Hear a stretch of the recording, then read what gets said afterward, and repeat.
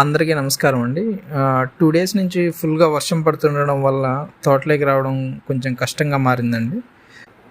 ఈరోజు వర్షం గ్యాప్ ఇవ్వడంతో తోటలోకి రావడం జరిగింది. ఈ విధంగా వాటర్ స్టోర్ అవ్వడం వల్ల కొమ్మలు కట్ చేయడం కుదరడం లేదండి.